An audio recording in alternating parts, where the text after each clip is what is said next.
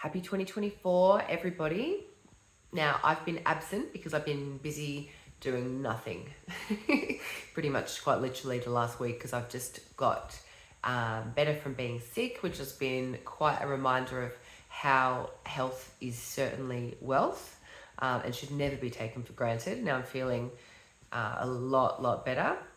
It's certainly interesting because it ties into this Pluto moving into Aquarius transit, which is happening tomorrow. Now, this is very exciting, but it's also a little bit nerve-wracking. Astrologers are certainly talking about it all over the world. It's probably, number one talk of the town right now. Now, Pluto is significant in terms of it moving into another sign because it is a very slow moving planet. It takes 248 years to do one rotation around the sun.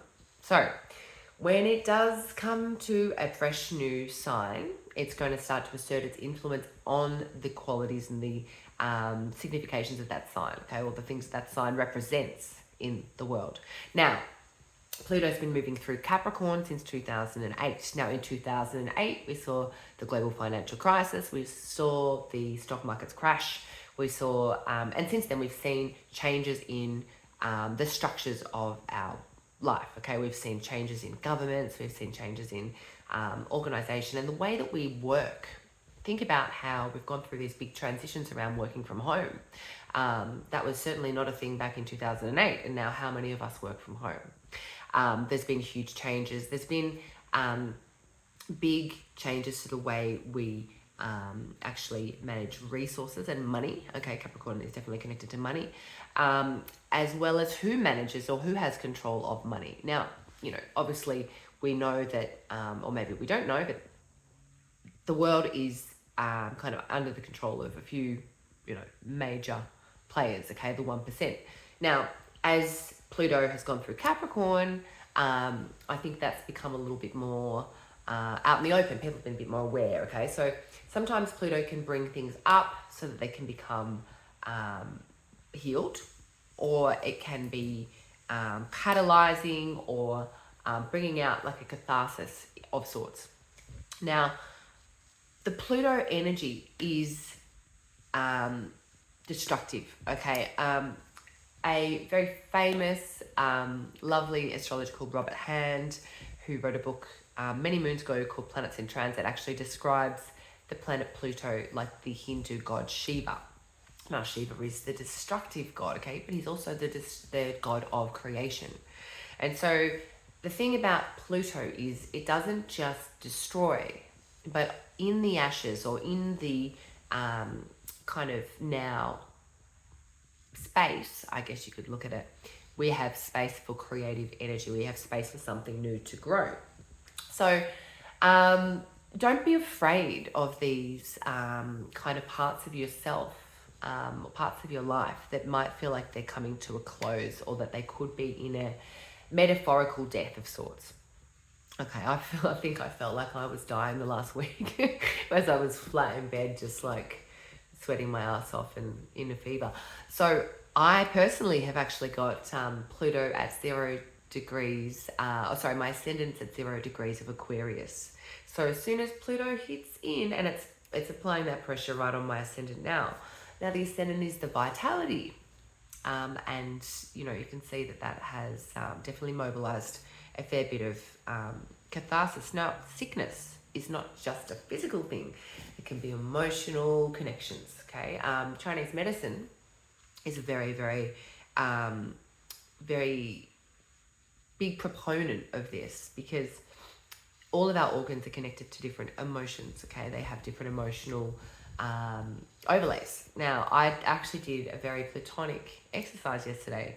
I saw a guy who is an expert in helping to clear trapped emotions from the body. And I worked with an existing pattern I have that I'm trying to break. And it turned out that I had 14 trapped emotions in my body. Now, that's a freaking lot of emotions trapped in there. And I'm sure that there's like many other patterns, many other things to work on. But, by releasing these patterns, and now they're stored in the subconscious, Okay, the subconscious knows all. Remember, our conscious mind's trying to work it all out and talk it all out. And really, the subconscious is what knows all. Okay, and that subconscious is like here to help you. Wants to go, oh yeah, here's the trapped emotion. Yep. So I got to process 5 of these, and they were actually all ancestral. So never underestimate, if there's something you can't clear in your life, if you've been working with a therapist for a long time, you've been working with, a certain body work or a certain practice of your own and nothing seems to be moving, then perhaps the problem goes back further than you. Perhaps you were born with it and it's not actually yours. So just food for thought. So Pluto's going to go into Aquarius tomorrow. And I'm kind of excited because, I can feel the energy because it's hitting my chart really close. It's also going to square my moon Pluto conjunction in Scorpio. So it's big for me. Now, what if it's not big for you? Are you going to feel it? Well, you will see the influence of Pluto making itself known over the next 18 years as it moves through the house. And the sign it goes is, we're at the house where you have Aquarius in your chart. Now, if you have any fixed angles in your chart, in your birth chart, fixed angles, okay, Aquarius, Scorpio, Taurus, and Leo, yeah, know that you're probably going to feel this a bit more, okay, because angular houses speak a bit more loudly. So Pluto in Aquarius, if you've got any of your angles, okay, so if you've got if you've got any of the signs rising, which are fixed signs, then you might feel this transit more because, it's going to be hitting those angular places, MCIC, ascendant, descendant. Now, if I'm not making any sense, I have been sick all week, so go easy on me. Pluto is all about death and transformation. But we've got to go through the gritty part first, so don't be scared, all right? This world as we know it is going to go through a few gritty parts, as it already does, but it's going to be different because it's going to be going into it's going to be really a lot more about this air concept of the mind. So get your mind right. We need to get our minds right. We need to clear out our fixations and our compulsions. We need to get focused. Now, focus is a very important word for this one, okay? Because Pluto's going into Aquarius, and Aquarius is an air sign, but it's a fixed air sign, right? So there comes the potential to do powerful things, to actually come into your own empowerment if you can be focused. If you can't be focused, other people, other situations, your environment around you will dominate you, because Pluto can bring up topics of domination, of manipulation. Okay, it can be a planet that we can import into our lives. What I mean by that is if you don't step into your own power, other people will step into theirs.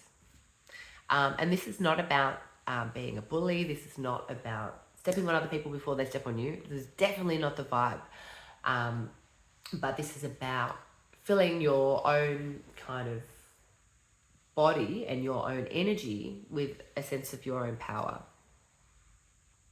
rather than looking for that from outside or seeking validation from outside or whatever. Now, Pluto can be very helpful, providing we actually are willing to look at the uncomfortable, unpretty, unfavorable parts of ourselves, I guess. It can be, it's all the gunk, It can bring in topics connected to crime. It can bring in things that are subversive, Now, the thing is that's positive about, bringing these topics in or bringing them up, it's almost got this kind of volcanic, purgative effect. It's like, it goes beneath the surface to dredge it up. And why is that good? Well, because you get the shit out, right? The shit gets out. It gets out of you. It gets out of your life. It gets out of your sort of, maybe it's your subconscious, like what I was talking about with that therapy. but it gets out of you, because if it's stuck in there and you think you're totally fine, but your life is falling apart and you're making stupid decisions all the time, then you're not really fine, but you're just not looking at the shit that's in you. So this could bring the shit out. You know, and it's not going to do that with everyone, because Pluto's always going to be somewhere in the chart, okay? And it's not like we're all having fucking massive, like, you know, life, what's it called? Like, you know, dark nights of the soul, or massive breakthroughs or metamorphoses all the time, you know.